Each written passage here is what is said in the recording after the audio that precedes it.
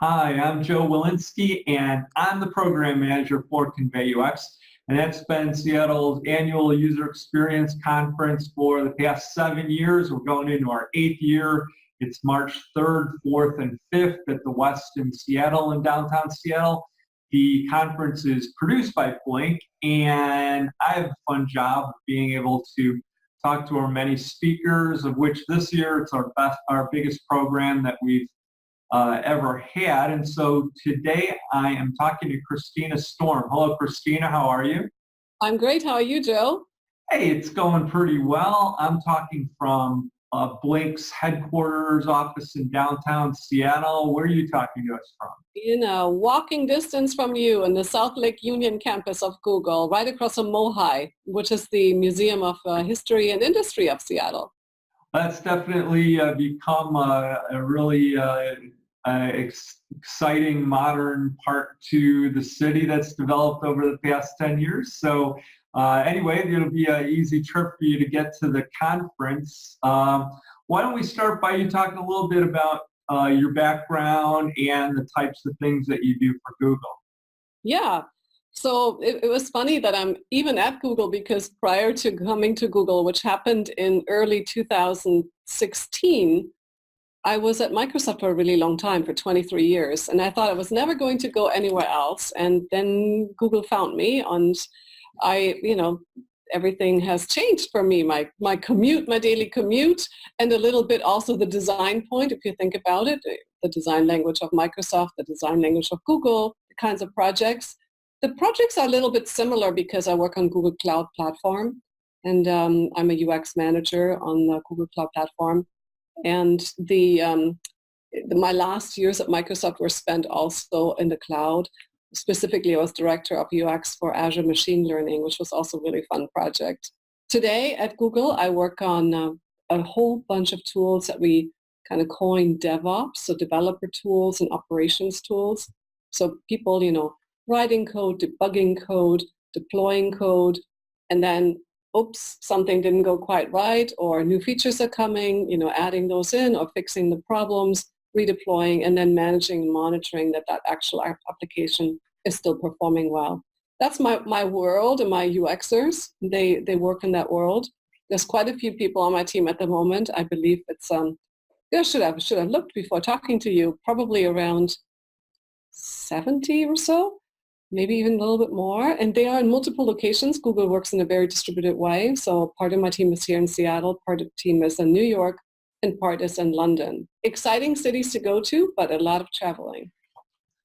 Well, it sounds like you have an exciting group. And that area that you work in terms of being DevOps, obviously that's not consumer facing. It's a very specialized customer or user that you have as your audience. Are there any particular challenges that you have with respect to that?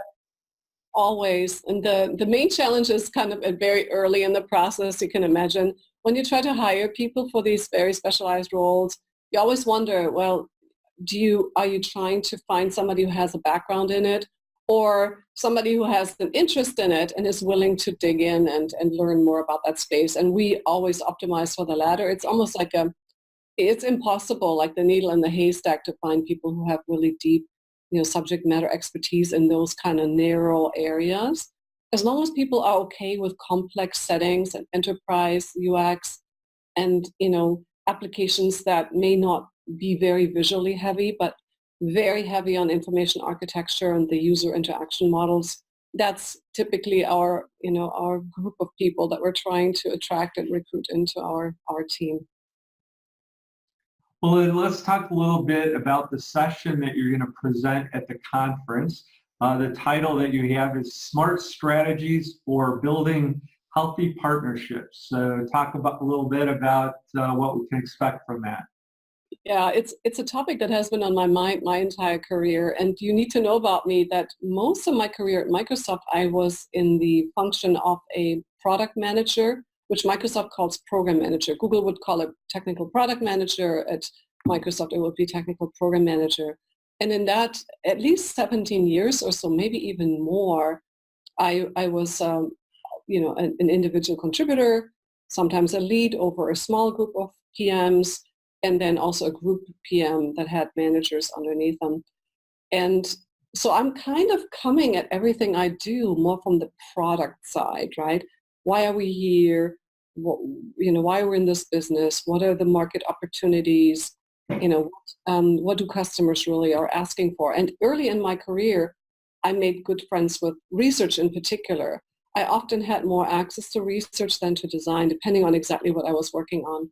And I learned as a product manager that you could really only survive in these settings and delivering great products to market if you had studied the market well.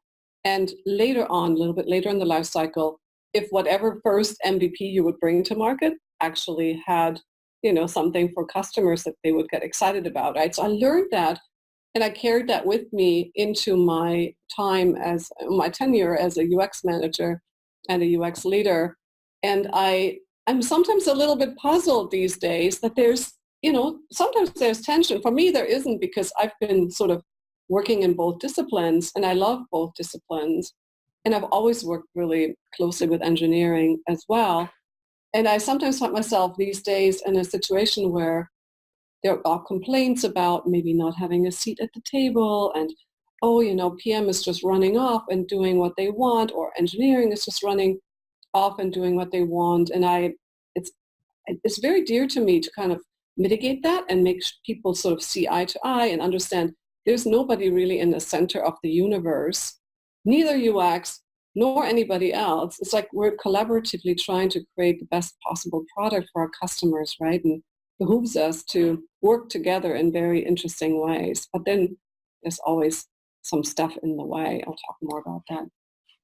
Well, in this type of area, certainly individual managers like yourselves have your own strategies that you've developed, and it'll be something that matches your personality and teams. Yeah. Also, I'm sure that in large organizations, there's support in terms of coming up with cohesive and consistent ways for managers to work with teams. How does it work in your particular situation? Do you feel that you're in that you do things somewhat uniquely, or are there pieces of it that have evolved to specifically fit within Google?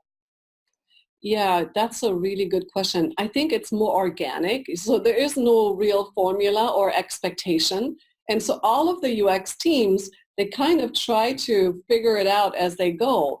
And so for me, my formula for that is, with every new product team that I'm engaging with and that my UX team is engaging with, I first try to gauge a little bit myself, what type of level of maturity does that product team have? And when I mean maturity, and that's a little bit of the spoiler alert, that's the part I'm giving away in this little chat here, and then we'll talk more about that at the session, is how mature is the team you're engaging with, in the sense of, have they ever successfully worked with UX? Do they know what UX really does? Do they know the process that we apply? How much interest do they have in which portion of the process? And so on, right? So you kind of, when you want to gauge it a little bit, you get things like you're exposed to this new product team and they've never worked with UX, and they think you come in at the very tail end and make it pretty. And then you have some more elaborate, like high on the maturity scale team that says, yep, you guys are on every meeting, and by the way, in the daily stand-ups too. And that can be maybe too heavy-handed as well, right? You kind of want to find a nice medium that your UXers can work in, and that everybody can kind of move forward in. So that's the first thing I look at. Who are these people, and how much savviness do they have when it comes to working with UX? Well, I think it's going to be very interesting to hear how you do things yourself and how it fits into your work there. And I appreciate you taking the time to talk with me today. I look forward to seeing you on your relatively short travels across town for the conference in March. Super. Thank you so much, Joe. I look forward to it.